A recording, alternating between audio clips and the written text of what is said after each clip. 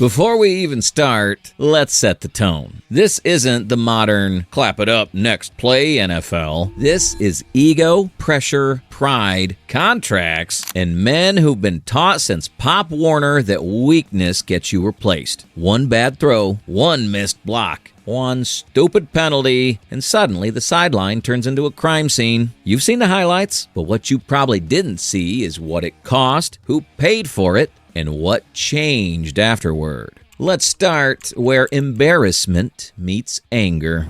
When frustration literally punched back.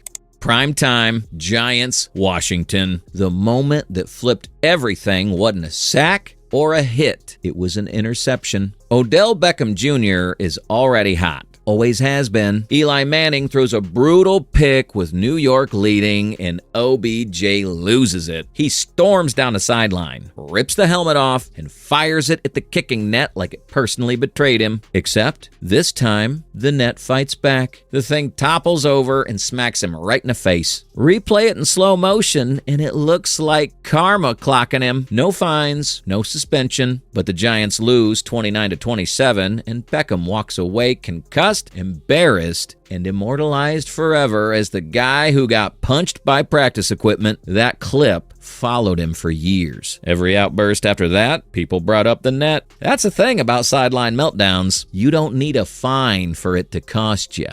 When a defense collapses and turns inward.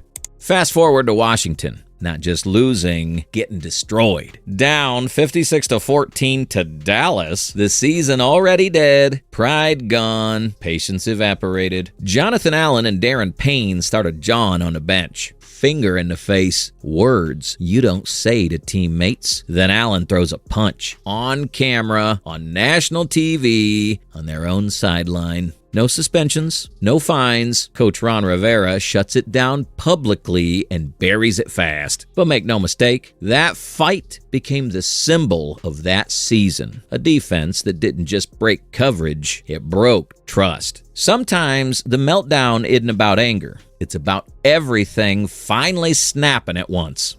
The day quitting went viral. This wasn't a tantrum. This was a full-on detonation. Week 17. Tampa Bay versus the Jets. Antonio Brown is hurt, frustrated, and arguing with coaches. Then he does something nobody had ever seen before. He rips off his pads, takes off his jersey, throws his gear into the crowd, and jogs shirtless through the end zone like he's leaving a nightclub. Game's still going. Bruce Arians doesn't wait. After the game, he says it flat out. Brown is done. Released. No coming back, no spin. That walk-off ended his run in Tampa and permanently changed how teams viewed him. Talent couldn't save you anymore if coaches didn't trust you to stay on the field. That sideline wasn't just a meltdown, it was a career exit.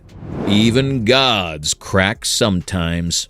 You don't expect this from the calmest killer ever. Tom Brady is struggling against New Orleans. Drive stalls, defense bails him out, but Brady is furious. He slams his helmet, then grabs a Microsoft tablet and spikes it. Actually, 2 tablets. The internet explodes, but Brady does something smart. He owns it. He apologizes publicly, makes a joke, turns it into a meme. Tampa wins 20-10. No fine, no discipline, no drama afterward. That's the difference experience makes. Same anger, different outcome. When brothers bark at each other. Opening week, Philly A.J. Brown isn't getting the ball. Missed connection, frustration boiling. He snaps at Jalen Hurts right there on the bench. Arms flying, head shaking, visible anger. Coach Nick Sirianni jumps in immediately, breaks it up, calms it down. After the game, Hurts calls Brown his best friend. No punishment, no drama. Old school vibe here. Stars arguing because they want to win, not because they quit. Controlled fire, not a meltdown that burns the house down. When rage turns equipment into dust. Seattle is fading, playoff hopes slipping, an interception seals it. DK Metcalf comes to the sideline and doesn't say a word. He grabs his helmet and obliterates it against a metal bench heater. Plastic explodes, face mask bends, pure violence. No fine, no benching, but that image said everything. A team Done. A season slipping away. Metcalf doesn't talk, just sits there, staring forward, steam coming off him. Sometimes silence after the explosion says more than words. When leadership crossed the line. Sunday Night Football. Denver can't score from the 10-yard line. 3 chances, nothing. Sean Payton snaps. He sprints at Russell Wilson and unloads, finger pointing, yelling. No attempt to hide it. Wilson takes it, says nothing, later calls it passion. Media goes nuclear. Analyst Ryan Clark calls it Bush League. The Broncos got smoked 42-17. Payton apologizes later. No discipline, but the damage was done. That clip followed both men all season. Old school coaching works until it doesn't. Coaching fire meets rookie power. Late hit penalty, bad timing. Jalen Carter gets flagged. Nick Sirianni charges him. Assistant coach Clint Hurt steps in, and suddenly it's coach versus coach on the sideline, shouting, tension, cameras everywhere. Then it's over. They hug, publicly praise each other, move on. No fines, no fallout. That's what controlled chaos looks like. Power meets power.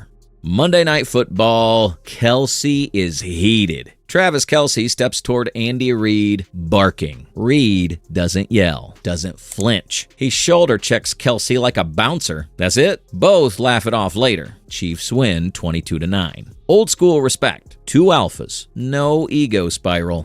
When a mistake turns personal.